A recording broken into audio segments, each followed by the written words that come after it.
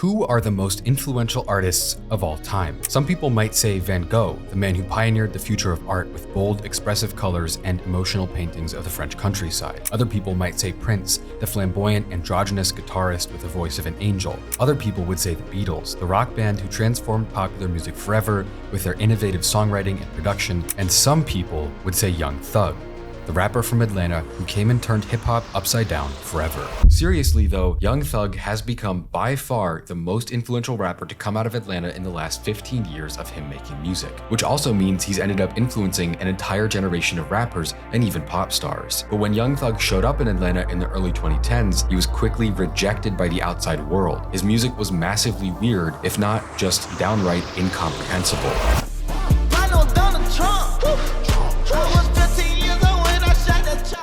But just like Van Gogh, whose style was considered illegitimate during his lifetime, or the Beatles, who were mocked and laughed when they first came out, Young Thug is yet another example of a powerful artist being considered nothing but a joke when they first come onto the scene. So the question is, how did Young Thug transform from a misunderstood outsider into one of the most influential artists alive? And how did he go from the most violent housing projects to fine art museums around the world? Why is he one of the most influential but still misunderstood artists of our time, both literally and metaphorically? This is the story of Young Thug.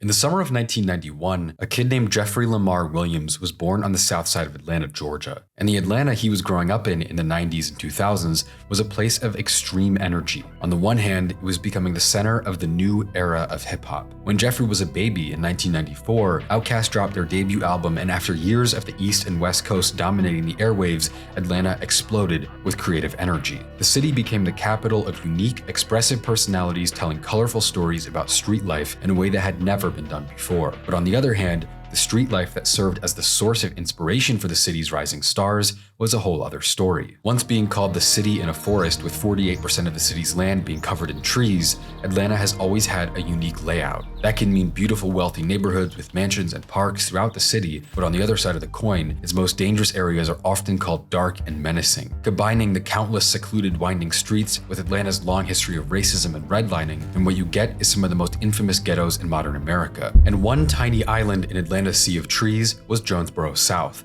the housing project that Jeff and his 10 siblings would grow up in from birth. Jonesboro South was widely known as one of the worst places to live in Georgia, with everyday life being consumed by crime, addiction, and violence. With so much of the city being plagued by generational poverty, urban decay, and a lack of opportunities, hundreds of thousands of residents were left trapped in a cycle where making it out was an elusive dream. Young Thug lived in Jonesboro until he was 17. At which point they tore the entire place down and sent people to live somewhere else rather than try the monumental task of cleaning it up. He would later say, "There's nothing there now, just grass. We stayed until they closed it and started knocking down the buildings on the last day." As a little kid, even from his earliest memories, he's surrounded by things that most Americans have never experienced and will only ever see through a screen, if they're aware of it at all. He would later say, "Anything you see wrong with me came from the projects, Jonesboro South." With a thin but prominent scar on his right cheekbone, he says, "Jonesboro. You know how roaches look, and rats, right? It was worse than struggle. That shit was hell." Because growing up in the projects with 10 siblings meant a life of constant struggle for Thug and his family. It wasn't a place where childhood innocence was going to last for very long. My mom had 11 kids out of her womb, so it's like the most, we stayed in the projects, so it's an apartment. So, the most rooms in an apartment is 5 rooms. It's never gonna be over 5 rooms in an apartment, so. A lot of sharing beds kids, and all that, right?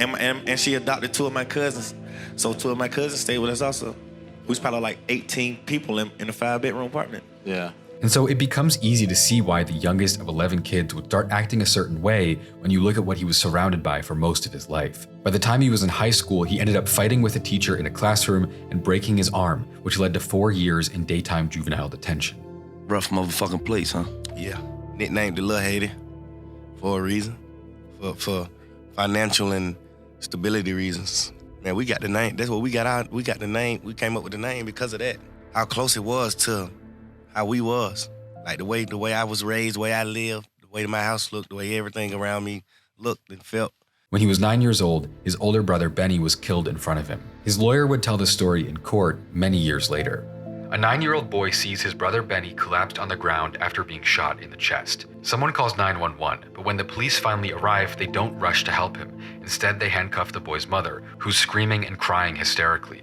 They push her to the ground. When the cops finally go over to Benny, they just put a sheet over his face. His father also spent time in and out of prison while he was a kid. But Jeffrey was different. Even from a young age, he was quickly becoming someone with a mind and a vision of his own. When he was 12 years old, he got punished for wearing his sister's shoes. He would later say, "When I was 12, my feet were small enough that I wore my sister's glitter shoes. My dad would whoop me and say, 'You can't go to school like that because you'll embarrass us.'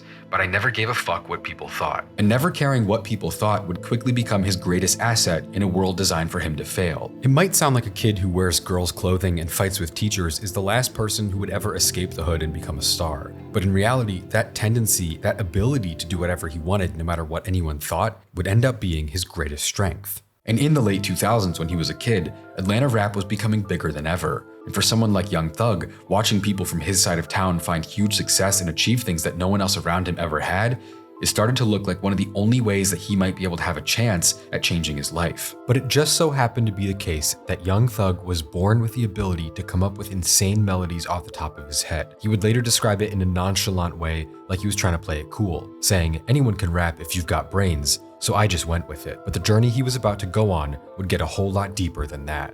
The very first Young Thug song that you can still find anywhere online is from about 15 years ago, in early 2010 when he was 18 years old, years before he even started posting his own music. But it's actually kind of great. This early song is a feature verse on a single from Cash Out, another rapper from Thug's area, and it was so early on in Thug's career that he barely even looks like Young Thug, let alone sounds like him. Despite him now being in prison for sex trafficking, in 2010 Cash Out was much more known than Young Thug. I mean, Thug hadn't even decided how he wanted to spell his name yet, with Young Thug being written as Y-U-N-G at the beginning of the video. And in this song, Thug's sing-songy verse is pretty catchy, even though it's basically a different genre of music versus what he makes now. You know I throw the work and they catching it like mouse. And what? I'm talking real man, I think I need to floss. And what? You know I'm reeing up on the first and the fall. But what? I had to throw. And while this track is pretty much forgotten nowadays, hearing him before he had achieved any fame at all is pretty interesting, especially when you realize that even on the very first song he was ever featured on, Thug was already starting to outshine the artists around him. And then, about a year after the track with Cash Out, Young Thug dropped his first mixtape, I Came From Nothing. He didn't really sound like himself yet. Honestly, this entire mixtape feels like a tribute to Lil Wayne, not just in his vocal delivery, but the flows as well. At certain points in this mixtape, it's hard to tell the difference. In a lot of the verses, he's structuring each line with a little punchline at the end, and it just really makes me feel like I'm listening to old Lil Wayne songs, to the point where I even hear Wayne in his voice more than I hear Young Thug. Wayne, and Wayne. I won't listen to that now. The fact that the nigga got like 100 M's and he still rap every day, it's amazing. But by the time he came out with I Came From Nothing 3, a year after that, he sounds a lot more like himself. The vocals became more eccentric, with unpredictable cadences, strange inflections, and high-pitched melodies and ad-libs. The flows switched from laid back to sharp and then back again, unlike the setup, punchline flow he was doing over and over before.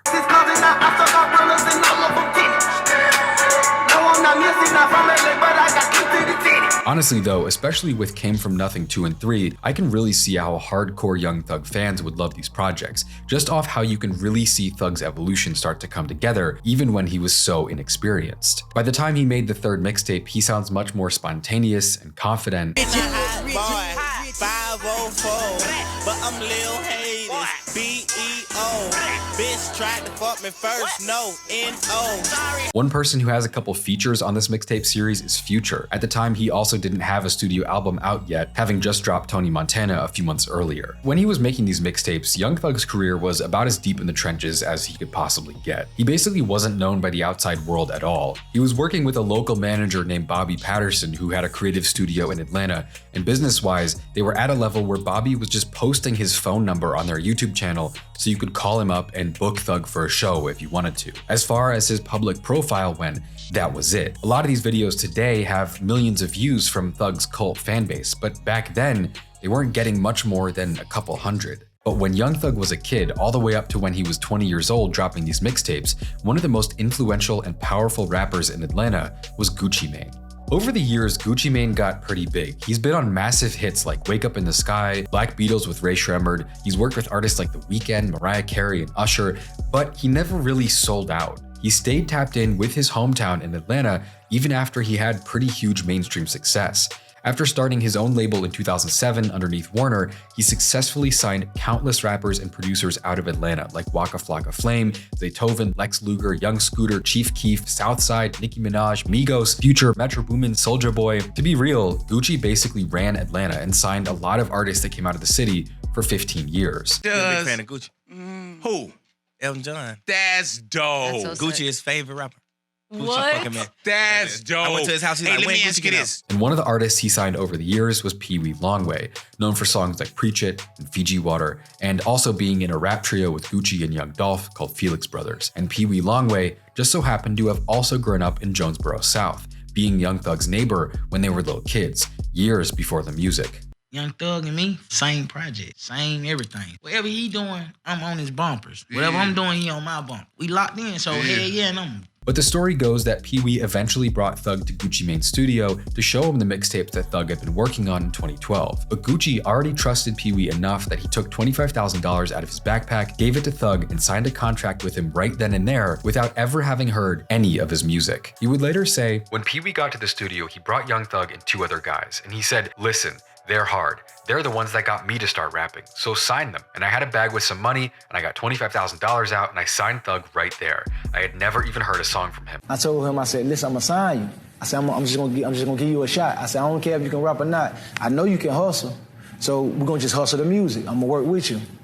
I didn't even know if he wrote his music. I really just wanted to help Pee Wee. But when someone gives you money and access to a studio and lets you do your own thing, not everyone knows what to do with that, no matter how talented they are, especially a young kid who doesn't have the real work experience in that way. But I think we've already established that Young Thug was different. And so after he met Gucci Mane, he wasn't going to be an unknown Atlanta rapper for long. Gucci later said, "I didn't even really know what I had with Thug. I was just taking a chance. But a week later, I realized he's a star and I need to start putting more focus on him." Because back in early 2013, when Thug first signed to 1017 Records, he literally went right into a recording studio and never left. And I mean that literally. That same day, Thug didn't leave the studio. He spent the night there. And then I come back and then he'll have all this, he have his sister, he have 30 people in the studio.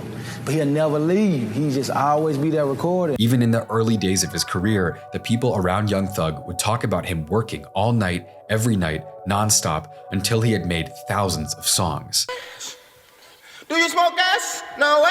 Do you got nuts? No way. Yeah, they listen to it. And then, 2 months after getting signed, he dropped 1017 Thug, his first official mixtape. Because thanks to the promo and the push he could now get from being on 1017 Records, this mixtape would be the project that showed the world who Young Thug was. Of course, if you could even understand him at all. Because he suddenly no longer sounded anything like his previous mixtapes, or sometimes like a rapper at all. And the song Pikachu would be the first of many Young Thug songs that would go down in history. People still debate Young Thug's vocals today, not agreeing if he's trash or a genius, but back then, this song was just insane. It wasn't something that anyone had ever done before. It's not like he was just going in and doing this for attention. It wasn't even something that anyone knew you could get attention from doing. When I walk through the club, my diamond dancing. Yes, sir. My shit look like cameras flashing. Yeah, my diamonds be the magnet. This is just basically not considered rapping at all by the standards of the time. But underneath the insanity was Thug's ability to actually captivate the listener with hooks and melodies not like anything else you'd ever heard before. Someone would later write, "In the middle of Pikachu, Young Thug spends 2 minutes redefining what hip-hop sounds like, and then some normal rapper comes in and tries to follow it up on the feature. It's hard to not laugh and feel bad for the poor guy who's eternally gonna serve as evidence of just how creative Young Thug was." Rolling Stone ended up naming 1017 Thug the 5th best mixtape of 2013. Pitchfork would later call it one of the best albums of the first half of the decade, and the song Pikachu would later be ranked as one of the best tracks of the year by Rolling Stone and Spin. Of course, though, none of that would matter at all if the outside world didn't understand him, literally and metaphorically. And so on the one hand, the music magazines and the critics were already calling Young Thug a genius. They would say things like, "Young Thug's style marries the hook-bending sensibility of Future, the pill-addled yawp of Danny Brown, and the playful irreverence of Lil B under the guiding aura of Lil Wayne." One blogger wrote, "He slurs, shouts, whines, and sings, feverishly contorting his voice into a series of odd timbres, like a beautifully played but broken wind instrument. His approach is shape-shifting and unstable." At the same time, though, he wasn't yet really known outside the the online music scene. Atlanta trap music wasn't the massive commercial genre it is now. To put it one way, Young Thug was averaging about 1,000 likes when he posted on Instagram back then. Basically, blogs and magazines were catching on to what he was doing a lot earlier than the average listener. In 2014, Pitchfork applauded his magnetic presence, his persona, his mystique. In 2013, Consequence of Sound wrote about his off-the-cuff free-form vocals, giving his music an electric, unfiltered energy. But like I said, that was just on the one hand, because on the other hand, the hatred against Young Thug was deafening. Because it wasn't just that his rapping had come out of nowhere. That's only one part of it. It was his entire personality, everything he said, every outfit he wore. It was all strange. Characters who are like larger than life tend to do well. There's the two opposites that do well. You know, you have like your Young Thug types that are so cartoony, almost not real. But then you've got like your J. Cole types who become popular because they're the everyman, right? And some people want that. Yeah, you can't be like half weird. You know what I mean? You gotta be either fully weird or just like not weird. At the same time as Young Thug would hold up a machine gun for a photo shoot, he would wear women's V-neck t-shirts and women's skinny jeans and dye his hair pink. Even in just the first year or two of his career, people would talk about him like he was from another world. The mythology around Young Thug grows every year. Journalists come back with stories about how he eats nothing but junk food, avoids eye contact, and refuses to sit for traditional interviews.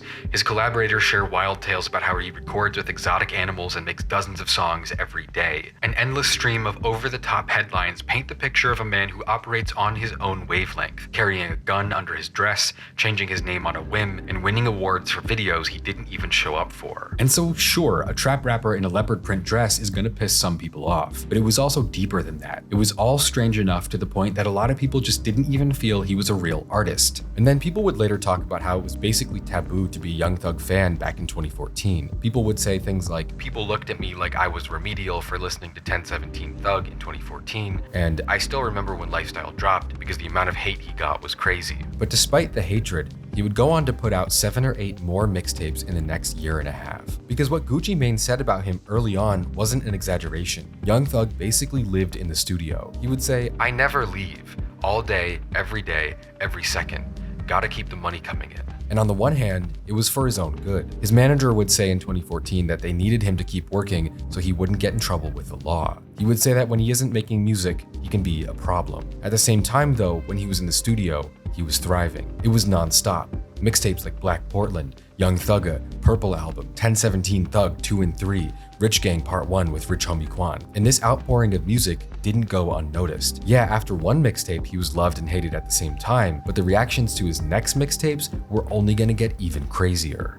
1017 did have a few songs that got some attention like Pikachu and 2 Cups Stuffed, but Thug's first real breakout moment into the wider world was Stoner in 2014. I'm a stoner, I'm a stoner, I'm a stoner. You what? I'm a stoner, I'm a stoner, I'm a stoner. A song that's still one of the most memorable songs he ever made, with melodic crooning and stuttering yelping that make it strangely catchy even now. And then a few months after that, the song Danny Glover was another big hit as Thugger spits electric verses on top of a dark, pulsating trap beat. It was very different from Stoner. Every time I fuck, I gotta hit me leave like 2 bitch. Boy, that dopey whip you need like no wrist. And then, just a couple of weeks after that, he would drop the most insane and disagreeable song he possibly ever made. Did a lot of shit just to live this here lifestyle. Came straight from the bottom to the top of my life. Lifestyle was one of the most extreme songs Thug had made up to that point. It went massively viral, becoming one of the biggest songs to come out of Atlanta back then. But at the same time, the insane hatred that people had for everything he did was only getting stronger. For some people, it was a cool new sound in the trap scene. For others, it was the worst music they had ever heard.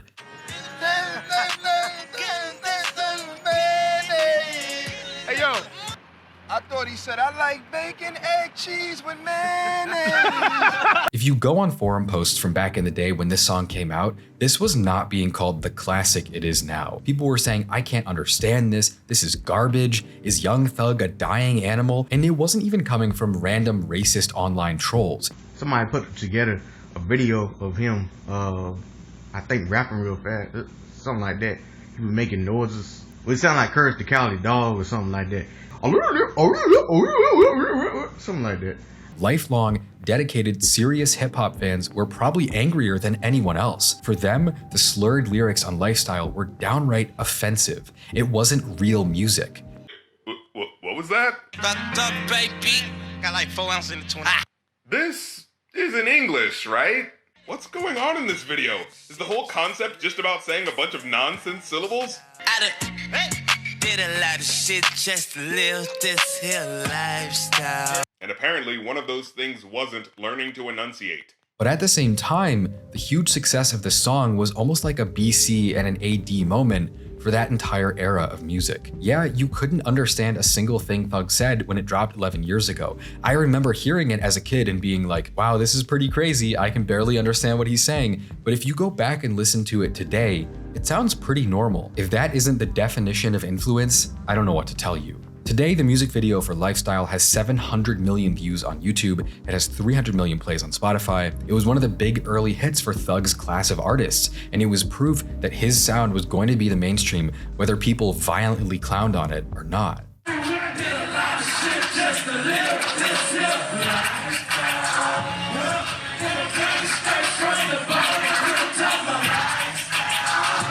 Because after that, he just kept going and going. A lot of the stuff that Young Thug did in 2014 and 2015 is still some of the most memorable and iconic trap music ever made. Despite being arguably the most controversial and heavily criticized hip-hop artist at that time, his influence would quickly grow. People online might mock and criticize him endlessly, but major artists were starting to actively seek him out for collabs. For one, Skyfall and Mamacita, he and Travis Scott trading hypnotic verses over psychedelic beats. After being re-released in 2024 for its 10-year anniversary, Days Before Rodeo would become the 4th best-selling rap album of 2024, a decade after it first dropped. And the contributions that Young Thug had on that record were a big part of that. And so while the public simply didn't understand him, other rappers were starting to realize just how unique he was. T.I., one of the most legendary rappers from Atlanta, would describe Young Thug's early career like this. What's it like to chase your dreams in Atlanta? To start off with nothing, to start off in Jonesboro South. It would be likened to the idea of walking into a store and buying a lottery ticket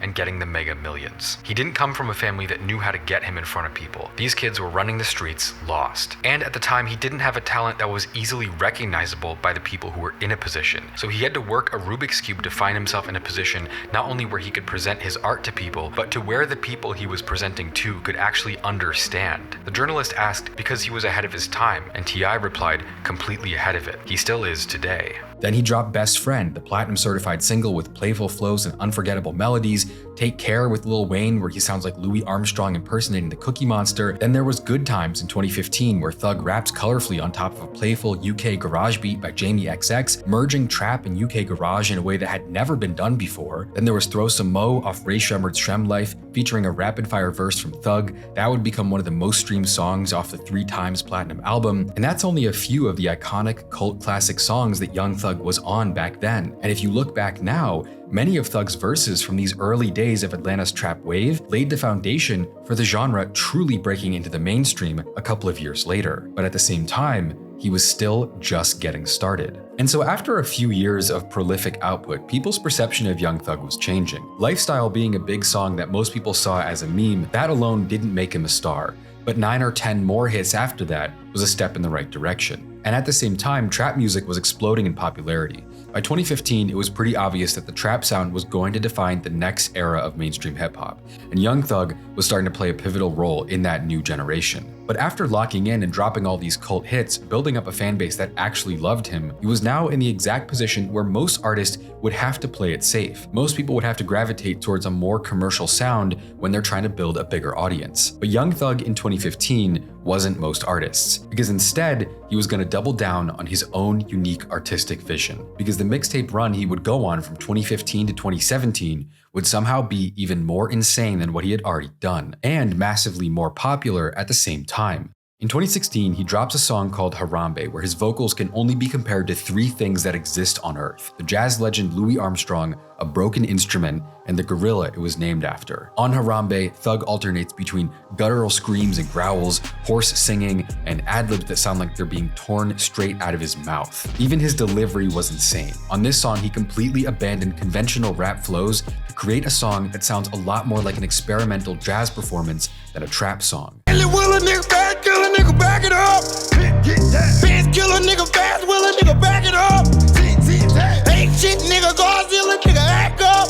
But even though Harambe didn't really become a hit, and it's not even most people's favorite Thug song, I've never been able to forget it. For me personally, it's the perfect example of why Young Thug is actually a musical genius. If you listen to the instrumental off Harambe and then you pay attention to what he does with his voice on this song, it's very difficult to imagine how he came up with the complexity of the melody and the flow while keeping it all on the beat. You can really do this with like 80% of the songs Thug's ever made. The flows and the melodies that he comes up with all work, but it also makes no sense. It hurts my brain to even try and think about how you could come up with something like this. And that's what I mean when I say it's abstract. His flows, his voice, he's not someone who's gonna go into the studio and just make a song with a regular old trap triplet flow. He's someone who's coming up with something completely unique, completely abstract, stuff that no one else has done before. And for me personally, and millions of other people, that's why Young Thug is one of the most interesting artists of the last generation. But somehow though, Harambe wasn't even the most notable moment of the Jeffery mixtape. I think what got the most attention from this project was the controversy of Thug wearing a giant lavender skirt with arm wraps and a white shirt for the album cover. It was already publicly known that Thug had been kind of into women's clothes for years, but this was different. This was a giant statement about not giving a fuck what anyone thinks. When you do put on a dress, like, is that more for shock, or is that just what the vibe that you on at that time? No, it's just like, fuck, I wanted a cheetah print long shirt. I couldn't find one. I seen this, I'm like, yo, this shit is, and it's just like, I wasn't thinking at all. It wasn't even I'm finna try to shock the world, or I'm finna clout. I don't care about clout. Yeah. Borrowing the dress from an Italian designer from Milan, him in the dress on the album cover had this giant, dramatic, theatrical look that went against every expectation for how a rap artist should dress. And people's reactions were intense and polarizing. Some people praised Young Thug for challenging gender norms in hip-hop. People were writing think pieces about what an eccentric genius he was. But other people also used it as yet more fuel for mocking him. This nigga put the dress on for attention. You did that shit because you knew, man, ain't nothing nobody can say about me because I'm real out here and I'm thorough and this shit gonna get me a lot of burns, so I'm finna do it. Years later though, the Jeffery dress would end up touring museums around the world as part of an exhibit for gender bending in fashion, visiting cities like Boston, Amsterdam, and more. And the exhibit included a quote from Young Thug. It said, "The garment aligned with Young Thug's personal beliefs. In my world, you can be a gangster with a dress, or you can be a gangster with baggy pants. I feel like there's no such thing as gender." Jeffery as a whole probably did become one of Young Thug's most iconic projects, but it was still just one small piece of the puzzle with everything he was doing back then. Barter 6 was his first true introduction to the mainstream at the start of 2015. It was ranked by many publications as one of the best albums of the year, and it was his first project to hit the Billboard charts with the most polished production of any of his projects to date. It also created some pretty huge cult hits like Halftime and Check, and Slime Season 1 and 2 came out just a couple months after that. These were massive mixtapes that showcased Thug's most completely unfiltered, insane flows, and they became huge hits among his biggest fans with their abstract psychedelic sound. One critic wrote, "As always, Thug pulls melodies out of thin air as he raps like the walls are closing in around him." Songs like Rari and Mine and Take Care with Lil Wayne are still some of my favorites Thug has ever made to this day.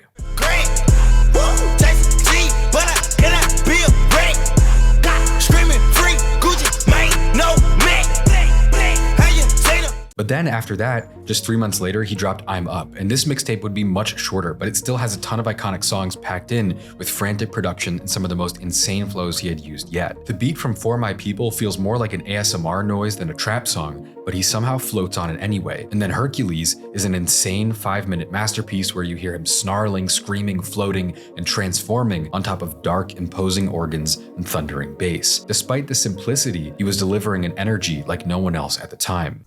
I'ma make your bitch stop. Ice inside my TikTok. Puff cookies, no Briscoe. How that bought a Cuban link? Flooded, big rocks. Bitches tryna do that me. And then, less than 5 months after that, he dropped Jeffery, which would become one of the most loved projects he ever made, with critics calling it the best album of 2016, an amazing blend of extreme excitement and mainstream appeal. Rolling Stone would write that Jeffery made Thug the most captivating vocalist in popular music as a whole, with a bonus track Pick Up the Phone eventually being certified 5 times platinum thanks to his hook. And then, only 9 months after that, he came back with Beautiful Thugger Girls, one of my personal favorites he's ever made, with the most unexpected sound of anything he had done so so far. This mixtape was country trap, and it featured some of Thug's most raw, sensitive vocals on songs like Family Don't Matter and Daddy's Birthday, with subject matter around love, family, and relationships. Just 3 months after that, he and Future dropped Super Slimy, a collaborative mixtape that debuted at number 2 on the Billboard charts, his highest placement yet. At this point, Young Thug finally, after 5 years and dozens of projects, actually left the studio. For the first time since 2011, he would go a year without releasing much music at all. And the reason for that was because his job was completed. He had spent the last half-decade of his life making music non-stop, dropping more than 15 full-length projects, all of them iconic in their own way, in the same amount of time that it would take most artists to do 1 or 2. In reality though, when you actually compare his earliest work to what he was dropping by the time Jeffery came out, Young Thug himself hadn't changed much at all. Pikachu from 2012 wasn't vastly different from what he was doing in the Jeffery era. In a lot of ways, he mostly sounds the same. And so the reason why Young Thug went from being a rapper who was essentially a punchline for other people to someone who could style runway shows and make hits, becoming an icon, it was because the world had finally caught up to his vision. In 2018, he was making some of the freshest music around. In 2013, he sounded the same, but the world wasn't ready yet. He had come in with a style and a voice that no one could understand. Sometimes metaphorically, but sometimes literally, people just couldn't understand him. And at first, he was ridiculed, but by the end, he was a star.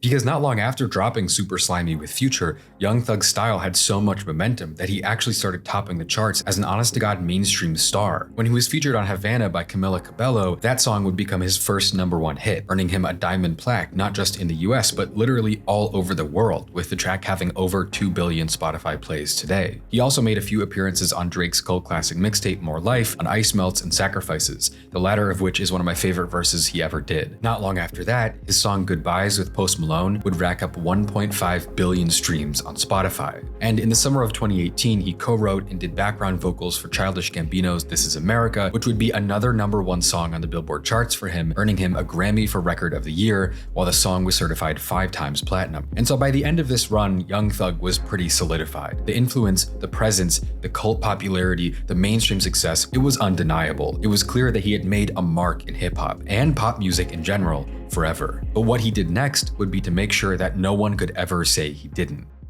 Because along the way, Young Thug had started his own label imprint, just like 1017 that Gucci Mane signed him to back in 2012. And so in the late 2010s, YSL would create a new generation of stars, all influenced by Thug's unique approach to music, helping launch some of the most popular artists of that time, people like Gunna, Lil Baby, NBA Youngboy, Lil Keed, and many more. And I got these new artists, this nigga named Young Thug, if you know who this is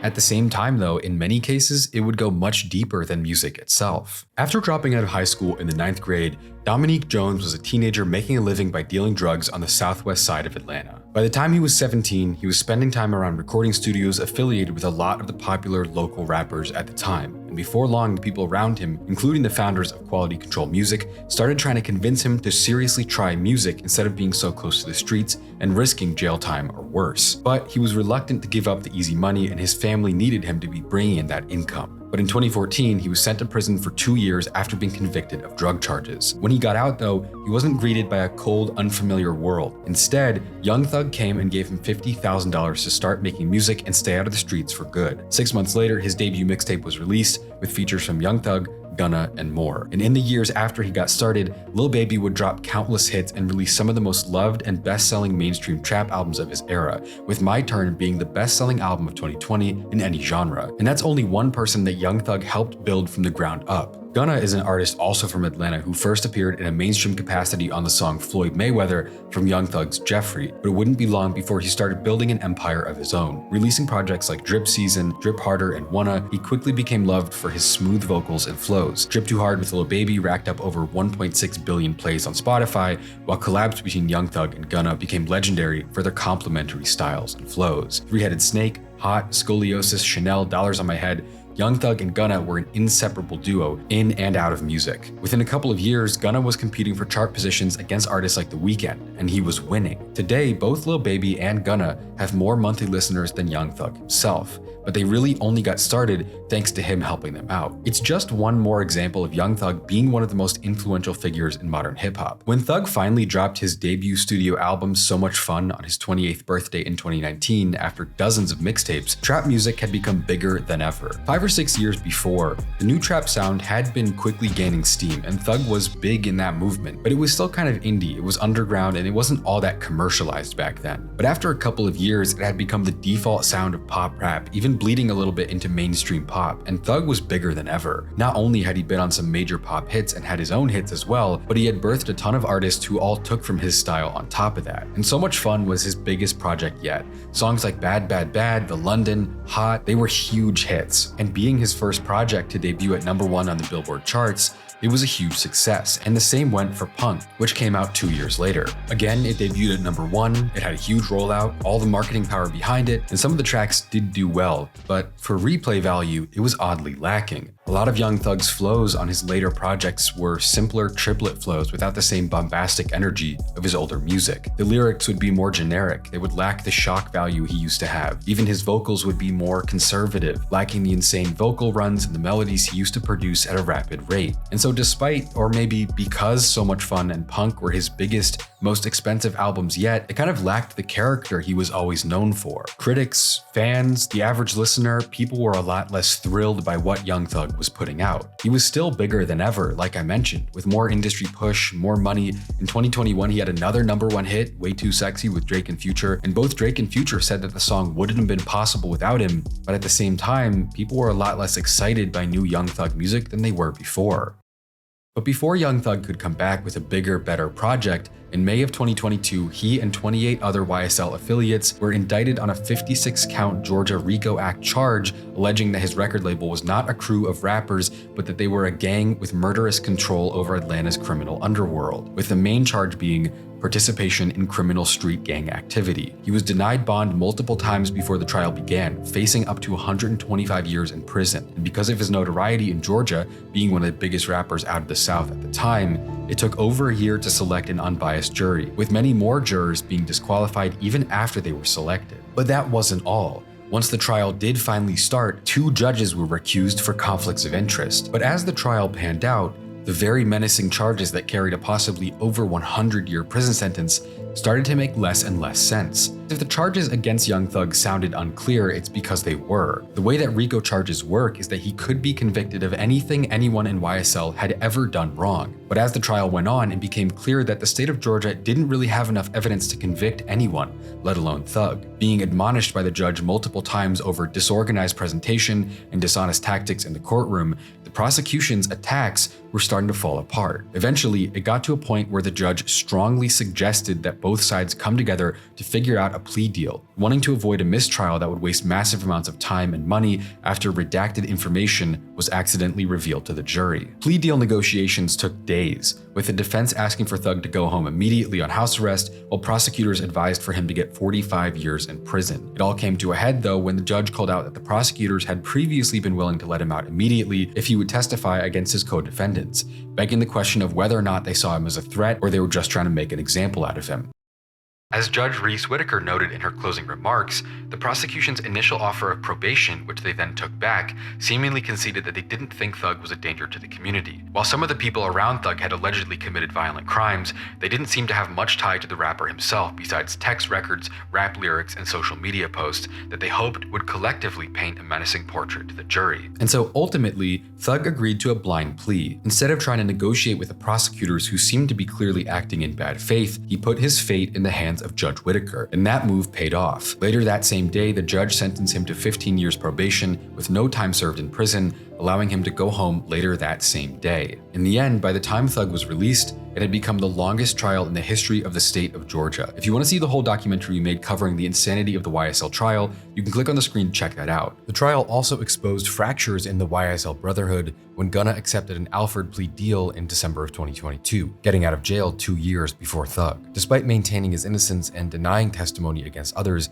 many people saw this as a kind of betrayal. The controversy effectively ended his musical partnership and friendship with Thug. Even though Gunna's career continued to flourish commercially, he's been rejected by most of the people in the industry at large. But now, there are a lot of questions about what's going to happen with Young Thug's music going forward. He's rolling out an album called UY Scooty, named after a red hypergiant star with a volume 750 million times larger than our sun, currently being the largest star in the known universe. And that's just kind of how he sees himself. It's how he's always seen himself. But he has a lot to prove right now. His last projects, So Much Fun, Punk, and Business is Business, they charted higher than his previous work, but they left a lot of his fans feeling like he had sold out and made his music more generic. And so there's a general sense that Thug lost the creative spark that pushed him to make all those mixtapes back in the day. He literally doesn't sound the same anymore. His voice lacks the energy and the raw guttural flows of his older songs. He might be doing more numbers than ever before, but overall, he might have lost the experimental edge that made him so influential in the first place. But he wasn't the only one.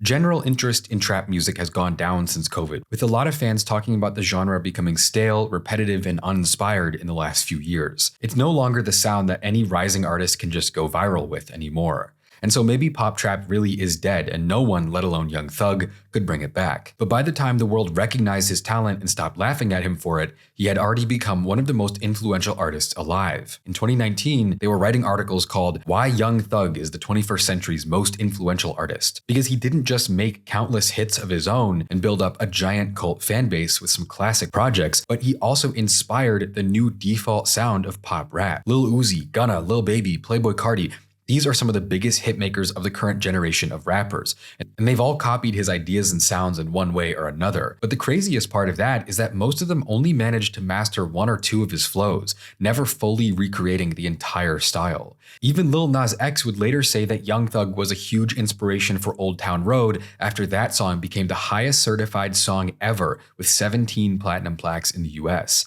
That's not even to mention the dozens, if not hundreds, of underground artists who emulate Thug's voice, his playbook, his style, and his flows.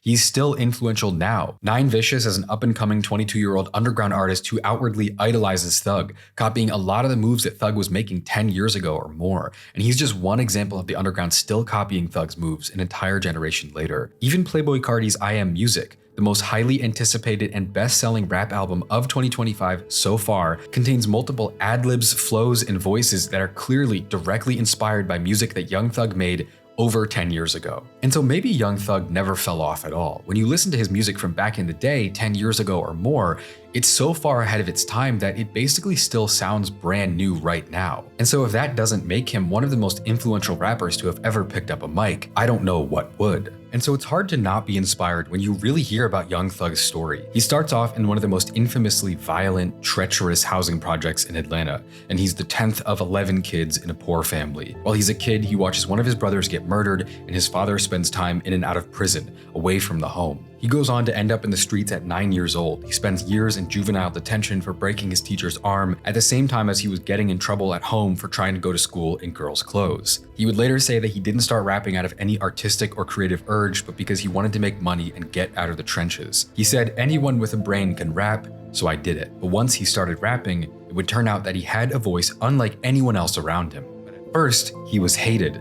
People would call him gay, a loser, a bad rapper. He was a joke. His style was so different and so unexpected that it was downright insulting to the rules of what hip-hop even is. Remember all the people I listed at the beginning of the video? That was kind of a bit, obviously, but it also wasn't. Because everyone that I listed is like, no argument, some of the most loved artists to have ever lived. But they were also all hated when they came out and started expressing themselves in front of people. In his time, Van Gogh's painting style would be ragged on as unfinished and sloppy. Other painters at the time felt like it was a violation of the rules of painting. But 150 years later, Van Gogh's paintings still move people around the world. His critics, though, are often forgotten. And Prince was also endlessly dissected by critics in the media for the way he expressed himself and the themes of his music.